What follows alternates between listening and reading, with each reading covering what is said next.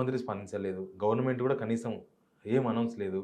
ఏదో పొలిటికల్ అని చెప్పి పీసీసీ చీఫ్ మహేష్ కుమార్ గౌడ్ మాట్లాడిండ్రు. నెక్స్ట్ ఇంపాక్ట్ ఎటుండొస్తుంది నీ ఇంపాక్ట్? ఇప్పుడు ఈయనైతే సరెండర్ గనుక అయినట్టయితే పొంగులేటి, ఆ వాచ్‌లది ఒకటే బయటపెట్టి దాని మీద కేసు పెట్టి ఆయన కొడుకుని జైలుకి పంపుతారు. హ్మ్. లేదా ఎంక్వైరీ పేరుతో కాలయాపన చేస్తారు. కవితను కదా ఓ 6 నెలలు, 8 నెలలు అరెస్ట్ చేయకుంటున్నారు కదా! హ్మ్. అట్లా కాలయాపన చేస్తారు. సాక్ష్యాలు దొరకలేదంటారు. కస్టమ్స్ వానికి పెనాల్టీ కట్టిస్తారు. కేసు లేకుండా అయితదది. ఇదొకటి. రెండోది ఏందంటే ఈయన సరెండర్ కాలేదనుకోండి, ఇప్పుడు ఆ డబ్బంతా తీసేసుకుంటారు. ఒక జలక్ అన్నట్టు. నిన్ను మేము వదిలిపెట్టం. నువ్వు మా ఫోల్డ్‌లో ఉండాల్సిందే. పార్టీలకు జాయిన్ కమ్మని చెప్పరు. ఆహ్, బ్లాక్‌మెయిల్ చేస్తా ఉంటారు. It's blackmail politics. అది నెత్తి మీద ఆ కత్తి ఎప్పటికీ వేలాడుతూనే ఉంటది. ఎందుకంటే కేస్ క్లోజ్ చేయరు. హ్మ్.